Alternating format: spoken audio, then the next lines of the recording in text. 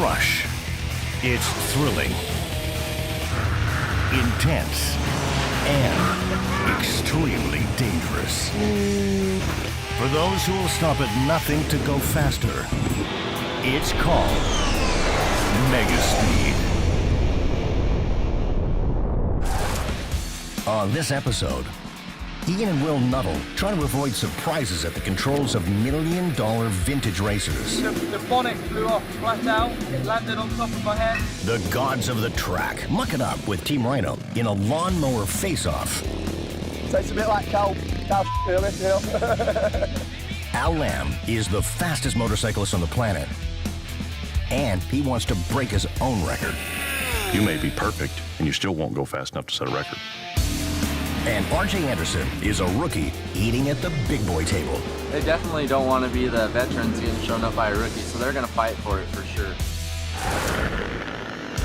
It's fast, furious, and just a little messy. Lawnmower racing, where goggles aren't just a good idea, they're pretty much a necessity. This is Tony and John. They call themselves the gods of the track. Two muddy bags of chuckles. Their rivals in filth are Andy and Mark, Team Rhino.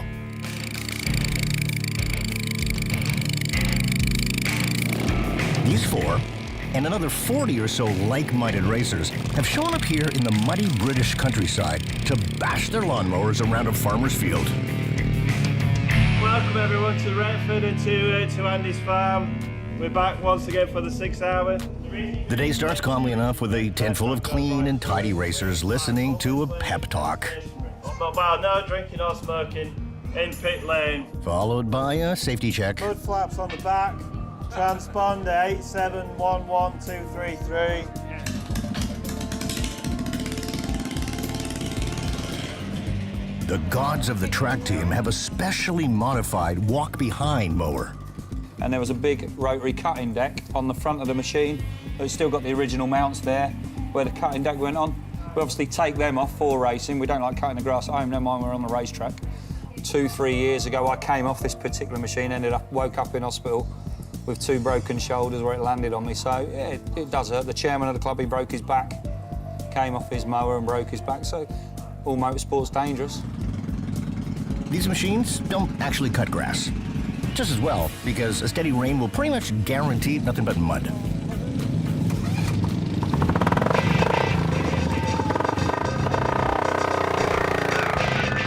Let's lube the lucky shovel. Last weekend I was prepping and my 3-year-old son shouted out, Dad, I've got an invention. He was like made up, proud as punch he was. And he'd cable tied this shovel to the side of him. So I said, son, what's the shovel for? You never know when you need to dig when you're racing, Dad. So I've got to leave it on, haven't I? You know what I mean? The start of the race is, okay, let's be charitable, let's call it ragged. Watch the middle where number 34 sneaks up, only to be rear-ended by another competitor. Now, no one can find the green flag, so the checkered flag will have to do. And they're off, except for 34 and his new best buddy. They disentangle, but 34 is now dragging something that prevents him from getting going, and further back, another ride has stalled it completely. To hell with it. Time for a drink, perhaps. You're taking something that, generally speaking, will only do about 4 or 5 miles an hour, and when you're getting them up to about 45 miles an hour, they're absolutely on the limit of what they can do. The effort it takes to keep these things going in a straight line is huge. I don't think people really appreciate just how hard work it can be out there, especially over a 6-hour period, but that's where the fun comes. Slightly eccentric English thing to do, isn't it? Getting to the end of the race won't happen for another 6 hours. This is an endurance race. The winner is the team with the most laps.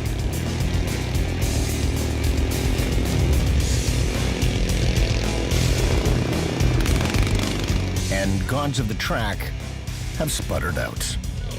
You're gonna break down, now's the time to break down. No matter what, we're still gods of the track. And what do you know? Right behind them is number 16. Team Rhino has also broken down. Joel, our linkage is no solution. We're just going to tighten it up and head out. And I feel about 10 laps up on these boys, so happy days.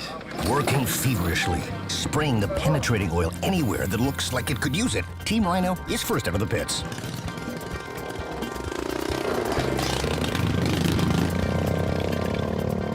Team Rhino might have the early advantage, but it's a marathon, not a sprint. And lawnmowers tend to break.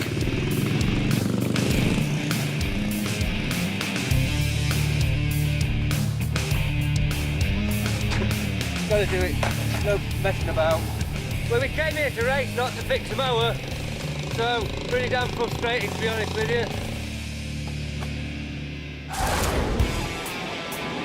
you. Usually in racing, the danger has nothing to do with equipment failure. Usually the problem lies with your fellow competitors.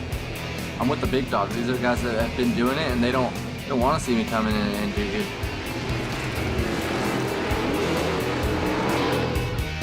RJ Anderson is the youngest competitor on the Lucas off-road circuit.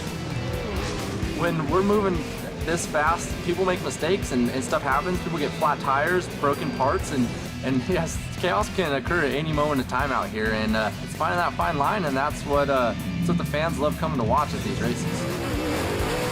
RJ has become really good in the pro light circuit, where they use two-wheel drive trucks. But now, he'd like to graduate into four-wheel drive. And he knows it's gonna be tough. That's the kid. They're gonna kind of try to push me around. They definitely don't want to be the veterans getting shown up by a rookie, so they're gonna fight for it for sure.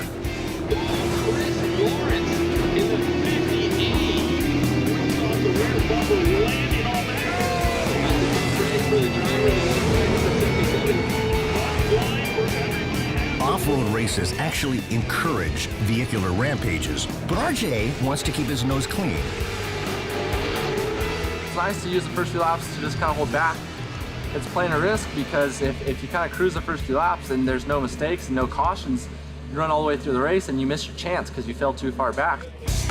It's his fellow racers RJ is most worried about. I've really never raced these guys. You know, I've never had to pass another Pro 4 truck, so I don't know how the passing is going to be. You know, when you step up into a race like this, you for sure you want to use your head. You know, you don't want to go out there and make yourself look like a fool first race. Well, if you don't want to make a fool of yourself, teamwork and a bit of advice will go a long way. You can, if you have to glide it in, you know, because it's real wet, glide it in and then dart the brakes at the end and then rotate, you know. Yeah. That line in turn 1 is really nice. Yeah. It comes off good, yeah. You all good for tomorrow? Yeah, truck's ready to go. We got a few little minor touches and mount the body and underneath. we're ready to go. No, I'm stoked to finally get behind on this track. It's gonna be interesting to see you out there with it's gonna be good. Please don't come to race control during the event. When you leave tech, you can go to staging down the pit access road behind us here. Race day morning, the teams are being given safety instructions. With that much contact on the track, it's important to pay attention. And RJ, he's busy texting. RJ's driving skills have actually made him a topic of conversation by the old-timers on the side of the track. I wonder if RJ's not working on Pro 4 because driving Douglas. I would. Yeah. No, I think better for him to go to Pro 4 than Pro 2. Yeah, they'll get up there faster. Yep. Turns out the good old boys hate being beat by a kid. I think getting passed by a 14-year-old. Or having to do battle with them. It's time for the Challenge Cup and RJ's Pro 4 debut. RJ Anderson up there on the front. The final race of the off-road circuits. The green flag waves, they're off. And RJ in the blue truck leaps out in front. 3 wide at turn 1. A little bit of contact. RJ Anderson kisses the outside corner. Turns out RJ was right about being pushed around. As the rest of the field continues around the course, RJ is left alone with a limping, damaged truck. His race is done. The Pro 4 class got a hold of me out there. I mean, I guess they're just not happy with the rookie. I qualified good and started on the front row. Went into turn 1 and I was pretty much leading into turn 1. And one of the other guys just got way too aggressive and just drove me straight into the wall right out of the first turn, totally uncalled for. And really don't know what he was thinking, you know, trying to do it all in turn 1. Yeah, being a rookie, I mean, there's always bullseye, but I don't even know if it was a rookie thing. I just think that driver just doesn't have his head on straight. And he's had problems before, and it's whatever. It's unfortunate that people come out there and do that kind of dumb stuff and just have no brains, but it's whatever. You know, that's racing. Still ahead, the gods of the track pull out all the stops to get out of the mud and back into the race. Tony told me everything was sorted. He lied. Everything was sorted. Until you got in and broke it, you bastard. And up next, When it's a good run like that and everything's working, you're grinning a lot. Al Lamb has a serious case of salt fever, and the only cure is a new world record.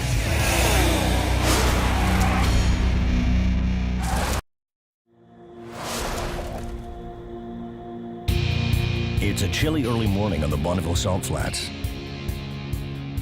This is Al Lamb. His record of 245 miles an hour makes him the fastest man in the world on a motorcycle. Fastest man on the salt for a sit-on motorcycle. Conventional motorcycle that you ride with leathers, that you're not sitting inside in a roll cage with a fire suit. Such fine distinctions are important to guys like Al Lamb. It takes a lot of cojones to sit exposed on a motorcycle going, well, stupid fast. He's broken this record before, blasting 245 miles an hour on the salt, and now he's back to beat himself.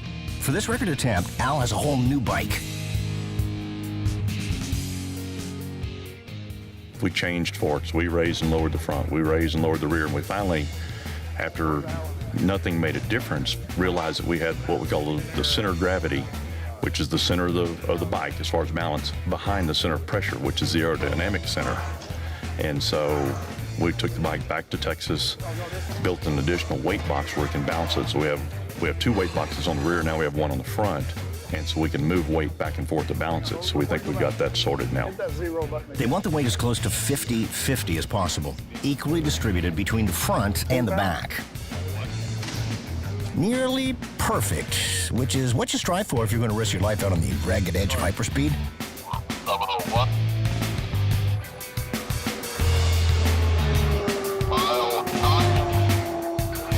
You get out here, you can have everything planned, prepared, the motorcycle perfect, and maybe the winds are a little too high or the salt's a little too wet. You may be perfect and you still won't go fast enough to set a record. We blew a motor up one time at 237 miles an hour.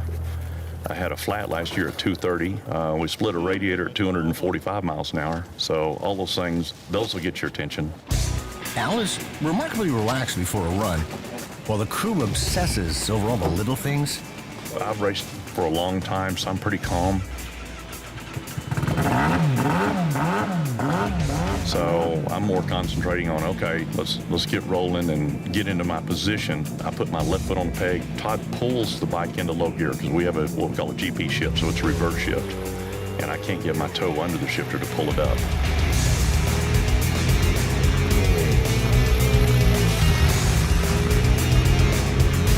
At that point, the bike takes off very slowly at first. It takes a little bit to start building up turbo boost.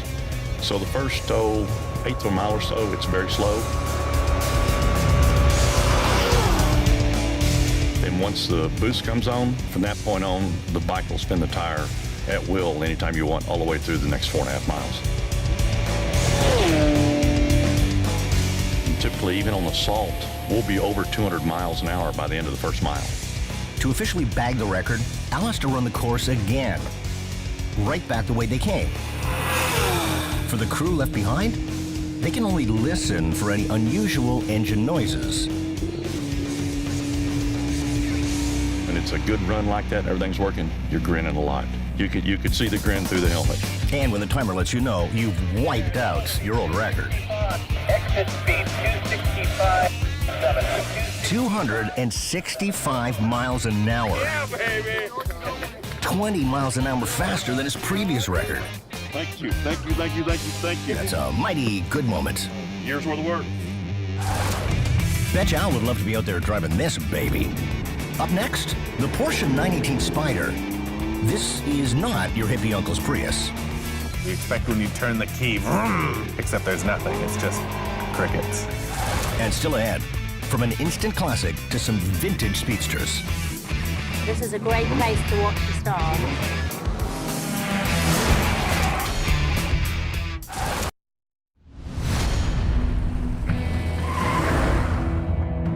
This isn't a car to go get the groceries, unless you need to get the ice cream home really fast. This is the world's fastest hybrid, the Porsche 918 Spyder Hybrid. So here we go. That's the sound of $1 million Porsche starting up. Gearhead Matt Bubbers is in the Porsche 918 for the very first time. With a top speed of over 200 miles an hour and almost 900 horsepower. And, did I mention it's a hybrid? The Spyder has 2 electric motors, fore and aft, that move it silently. But press the accelerator a little harder, and the V8 gas combustion engine kicks in.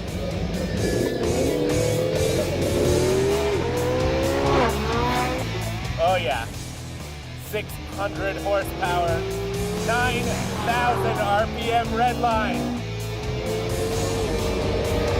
The 918 goes 0 to 60 miles per hour in just over 2 seconds.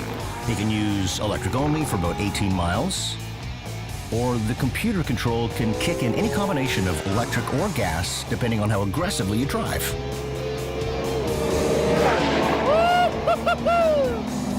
Listen to that engine. The shove you get on full rev. Oh.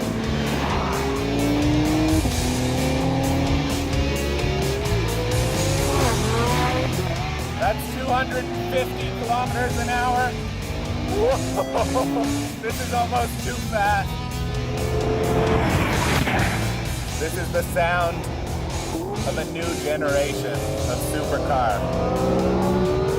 This is nothing we've ever seen before. And that's why it's called the world's fastest. This is the Goodwood Revival. It takes place every summer for 1 weekend. It's a chance for collectors of vintage race cars to get their one-of-a-kind $1 million cars out of storage and run around the most famous Grand Prix racetrack in Britain.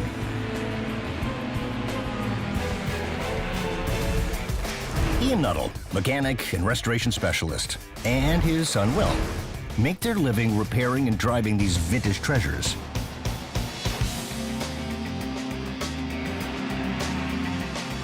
Some of the names are well known: Maserati, Ferrari, others not so much. Bristol Cooper, HWM.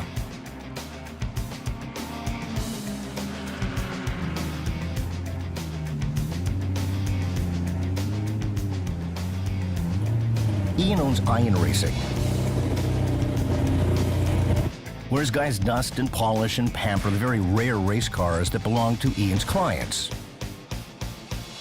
The Nuttals also drive some of the cars for clients that don't have the time or the skill to race them. Just gonna warm it up, check all the oil. This is Will's first year driving the client's cars. There's obviously a lot of pressure to actually see that everything's going to run smoothly, that everybody's cars work as they'd hope to do. Otherwise, we wouldn't be doing our job properly. So this is what I'm going to be racing. We're going through it all now. We've run it up. It's not been in a race for nearly a year, so this is an important race for it. We're now checking right through, replacing all the spark plugs, all the oils, checking for any air leaks on the carburation. Hopefully, fingers crossed, we're going to be there at the finish, which is the main thing. I mean, this is a one-off car, so if anything goes wrong, you have to make the parts. We're really busy now for the build-up to Goodwood. We've not got to forget any parts. We've got to get all the parts together to go for spares for each car, so we have boxes of spares per car to take, and you're bound to forget something. We always do, but we do try to make sure we get it there.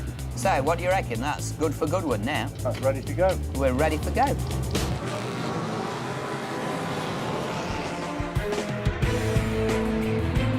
Goodwood was created from an old Grand Prix racetrack.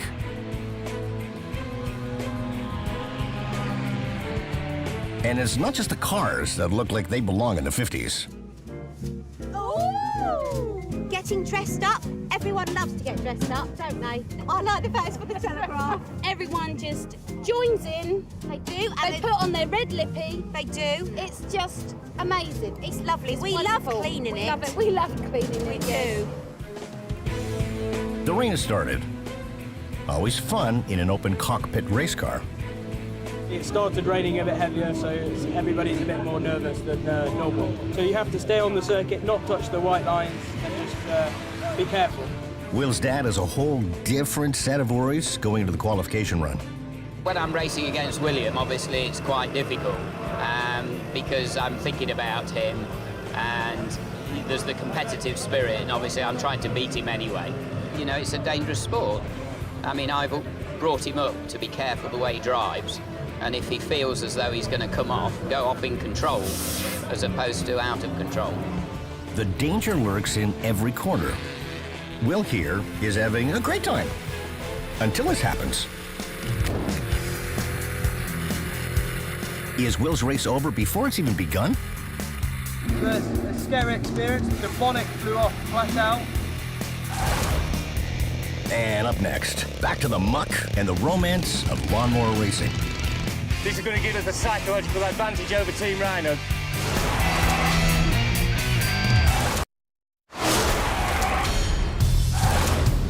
Only an hour into a 6-hour endurance contest, and both Gone to the Track and Team Rhino are having nearly insurmountable problems. I just come off my first stick. We're 5th overall, first in class. Tony and John are currently 16th overall and 3rd in class. And they're 8 laps down on us already, and they're still in the pit, so I don't know what's wrong with them. I think they've got some engine trouble. So the sooner they get it going, the better, but it's 1 hour gone. They've lost 8 laps, so we could quite easily lose 8-9 laps on this hour if we have a breakdown.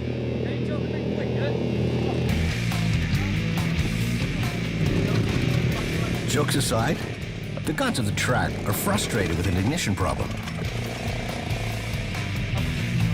Put that switch.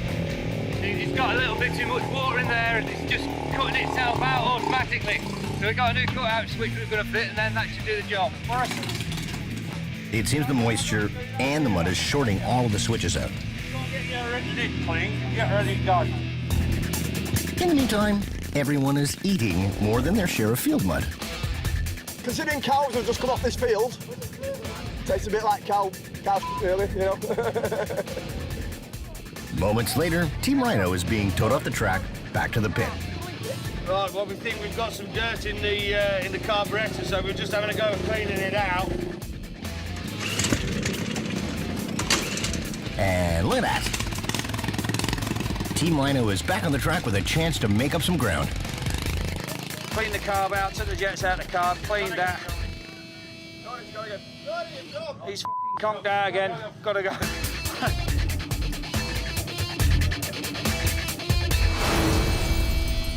Inside this tiny, highly modified Honda Insight is Brian Gillespie, a professional speed freak. He's hoping to coax the little hybrid over the 200-mile-an-hour mark. At first, everything looks fine when this happens.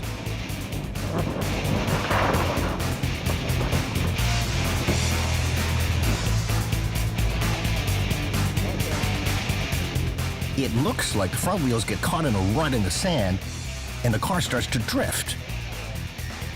Then flips many, many times. There are no traction control devices on Earth that can stop this from happening.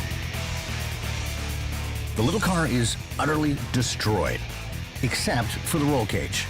Gillespie, who's wearing head, neck, and arm restraints, miraculously only suffers a collapsed lung, a lot of bruises, and a concussion. The car reached a speed of 178 miles an hour, proving that while hybrids may be fuel-efficient vehicles, they're not drag racers. Oh, and Brian Gillespie's day job? He sells aftermarket traction control devices for cars. Back to the drawing board.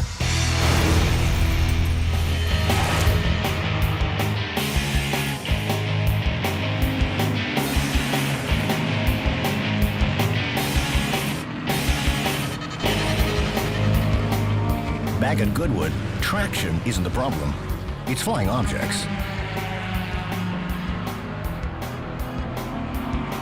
Will Nuttall is having a great run when suddenly things go very bad. The engine hood comes flying off into his face. Luckily, Will is fine, but this car is out of commission. The Nuttals turn to one of their clients for another car. Well, my name's Michael Harting, like this, and this is my race car. And I own the company HWM that built them in the 50s. Made in 1951, the HWM is one of the oldest cars in the race. It was part of motor racing history. That's what I enjoyed. The value of a car like this, something around £150,000 probably. It's not a question of value. I would never sell it. My son will have it, then my grandson will have it. Right now, it's leaking. Right, yeah, so... if you look inside, you can see the oil. Yeah, well, it's on that rear wheel, but it's all round the gearbox. This is becoming a very frustrating weekend for Will. What about your temperature? That stuck at about 80, did it? I think it's engine oil.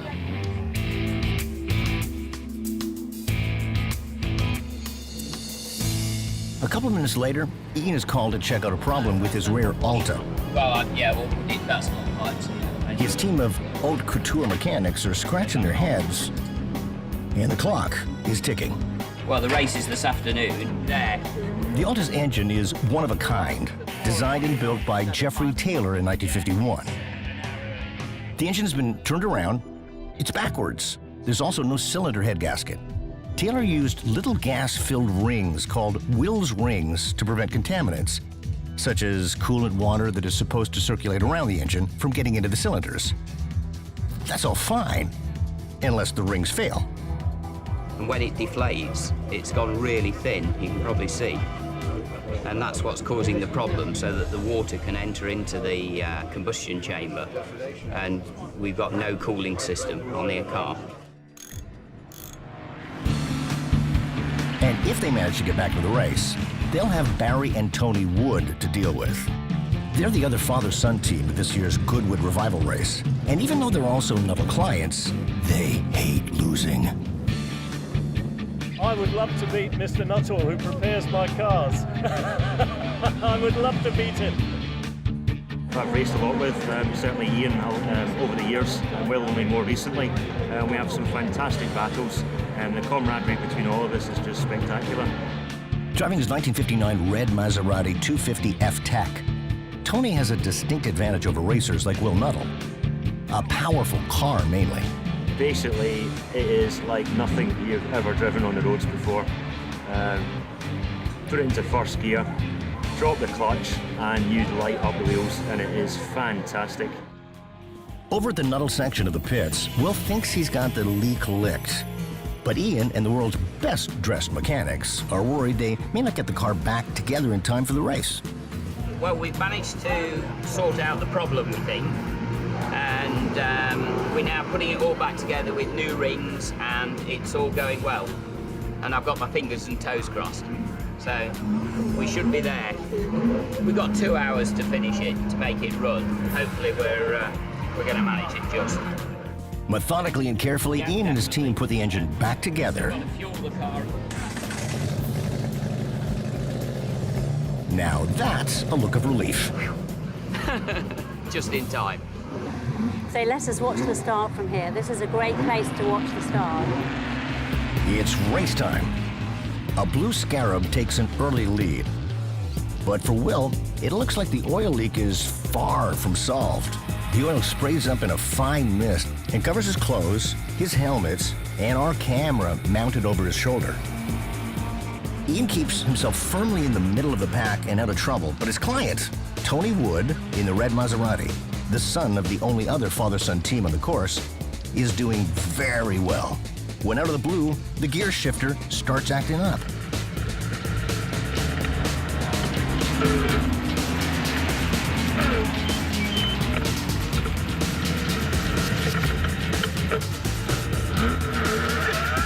I actually thought that was race over.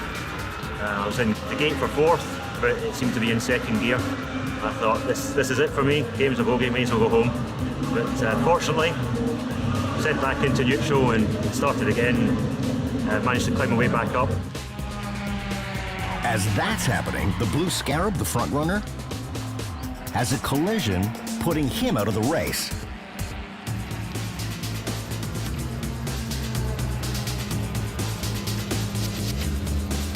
Suddenly, Tony is in contention. And at the end of the race, comes in 2nd. When all the cars pull into the pits after the race, it's a very happy Tony Wood, who's wearing the laurel wreath of victory. Well done, Sunshine. You were a great one. Well, Tony, well done. Well done. I couldn't catch you. Rubbish, I was behind you. As for Ian's car, It overheated again, so it's still got the same problems, but you know, we finished, which is the main thing, and all the effort was worth it. in the world of the Goodwood revival, a victory lap in your antique racer is never about money.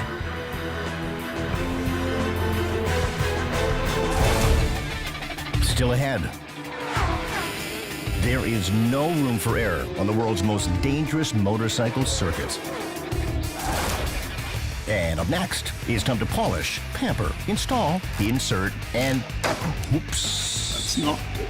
It's the little things that count when you're making one of the world's fastest supercars.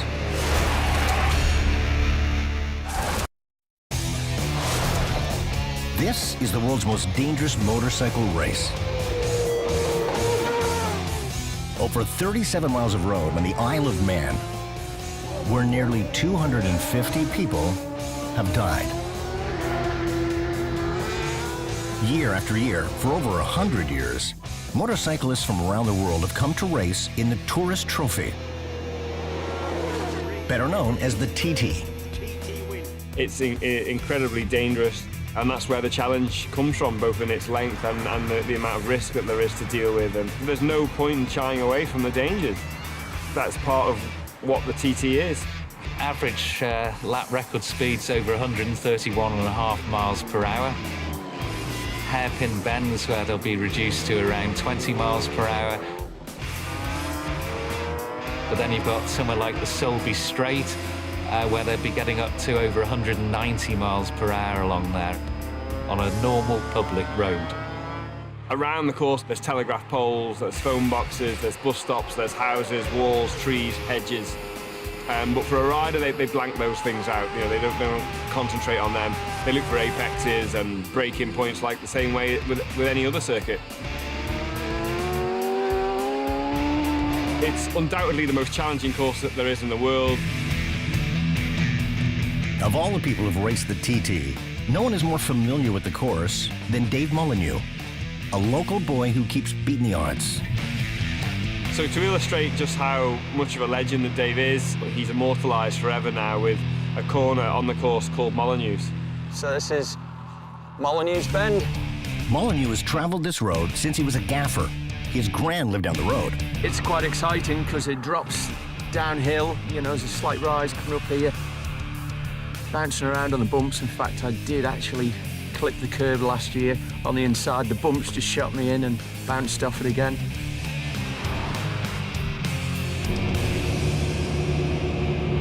If you'd have asked me this morning, are there trees down the left-hand side of the road at Cronky, I'd have said no.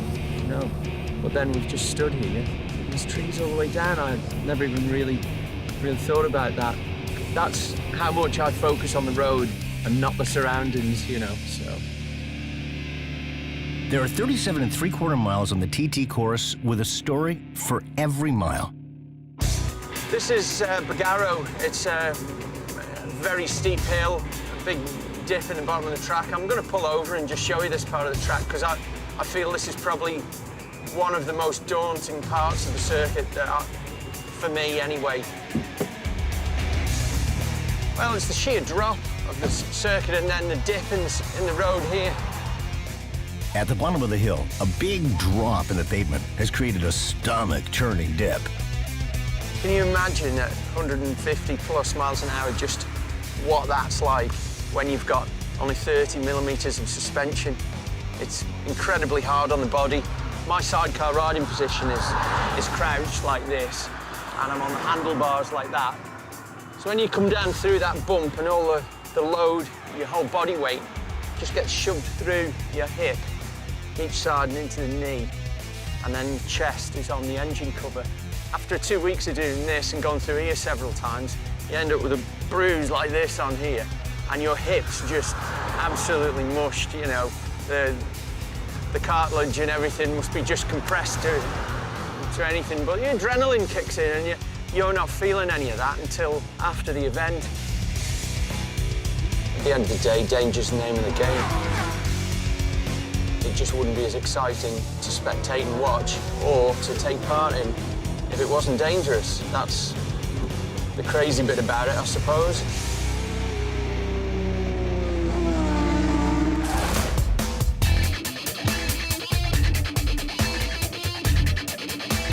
In the world of supercars, the big struggle is topping yourself.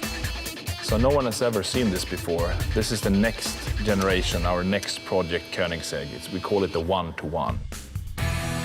This is Christian von Koenigsegg, Swedish supercar royalty. He even has his own coat of arms. His latest $1 million speed machine is light, low, made with carbon fiber, and a crazy powerful engine. It shouldn't weigh more than 1,400 kilos, and therefore we will tune the engine to give us 1,400 horsepower to get to the magical 1-to-1 ratio. The only thing Christian likes more than building these cars is driving them. I went 200 kilometers per hour, and it's in the 7-second range, even though it's wet. When it comes to bragging rights, split seconds count. Then I'm going to take it to 300 kilometers per hour, see what the performance is, and slam on the brakes to check the braking performance to see what kind of car it is. It's my passion, they are my babies. It's a tradition within this car industry to put your name on your product, and it shows my devotion to the cars as well. Christian built the first Koenigsegg in 2002. Since then, it's been one upgrade after another. At the time, we took the Guinness World Record for the most powerful production car in the world with 655 horsepower, and everyone thought that was pretty extreme and a little bit crazy. It's almost like an alien spaceship coming. It's very minimalistic, smooth and aerodynamic, almost like some kind of animal, very dynamic animal cruising on the streets with massive performance and potential. An animal that is extremely light on its feet, made almost entirely from carbon fiber. Look at this wheel. It looks like it weighs almost nothing. Our unique carbon fiber air core wheel, which is a hollow carbon fiber structure, is about 40% lighter than the lightest forged aluminium wheel out there. So this wheel actually weighs under 6 kilos, even though it's a 19-inch wheel, which is 10.5-inch wide. So that's really extremely light. But still, it's stronger than an aluminium wheel.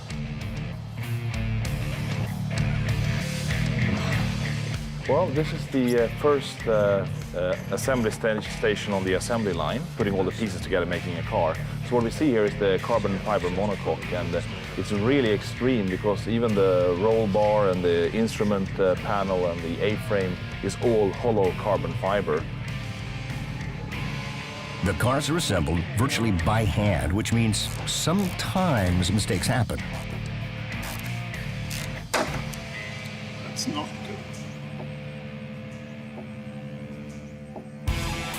Thankfully, that doesn't happen very often. Usually all the bits and pieces work together perfectly. At really high speed, aerodynamics is everything. It creates stability, it creates control. So when the car hits 250 kilometers per hour, the wind actually presses this down by the air pressure. So there is no electronics or hydraulics here, it's just spring-loaded. And keeping it simple keeps the weight down. We always look at all the aspects of the car and we see where can we do improvements, where can we put a new material, can we put more carbon, more titanium, can we make it lighter, stiffer, stronger, more aerodynamic, more powerful, better flow in the fuel pumps. Like every aspect is considered each time we go in and try to raise the bar, which we always manage to do. And every time Christian raises the bar, every other supercar manufacturer out there tries to do better.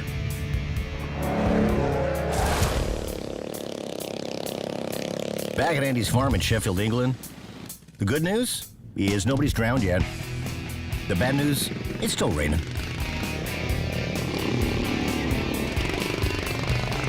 The gods of the track are in a neck-and-neck battle with Team Rhino in a 6-hour lawnmower marathon in the muck. Both teams have spent way too much time in the pits with mechanical problems. But looks like the gods of the track may have come up with an advantage. We've got about 20 kilos of mud on that mower, and I mean, you wouldn't set off with a bag of cement strapped to the back. This should give us the advantage over Team Rhino. They're going to be covered in mud, extra weight. This is going to give us a psychological advantage. We're nice and clean, they're scruffy and muddy and feeling second-hand.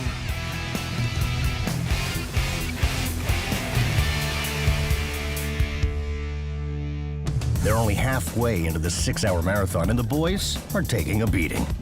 My sciatic nerve, I think, has been bounced up and down that much and nudged it from the seat. I've got cramp in my knee.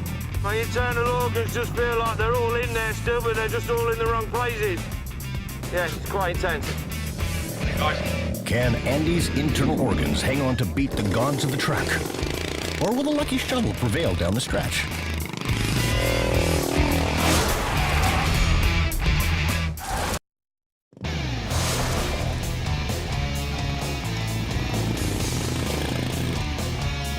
It's been a long, dirty day for our lawnmower racers.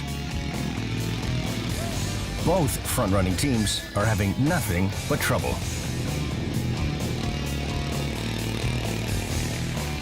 Right now, with all the water and the mud getting into the electrical system, we don't know. So we're going to have to strip it down and have another look again, which is unfortunately more time out of the racing.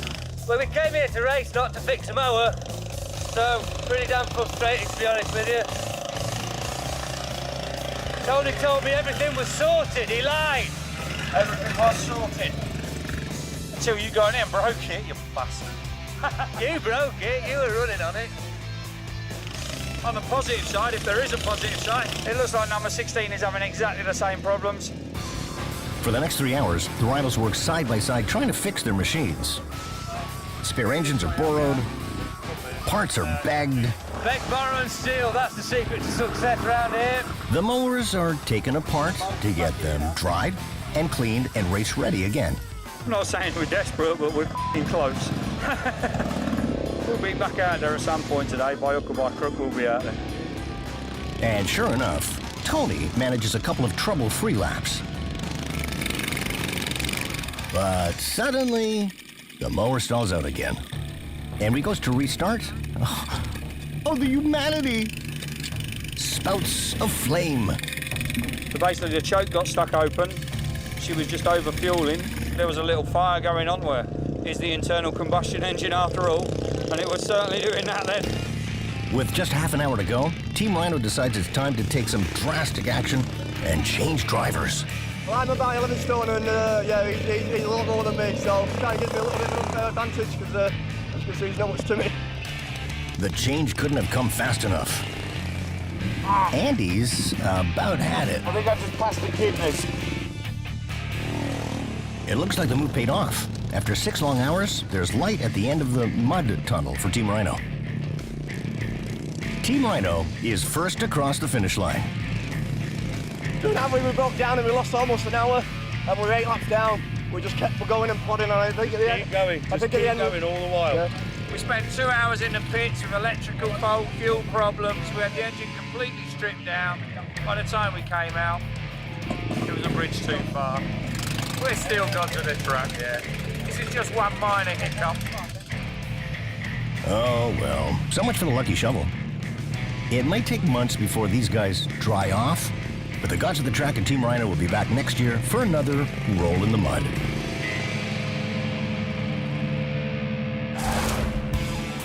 Meanwhile, the Nuttles prepare for revenge at next year's Goodwood revival.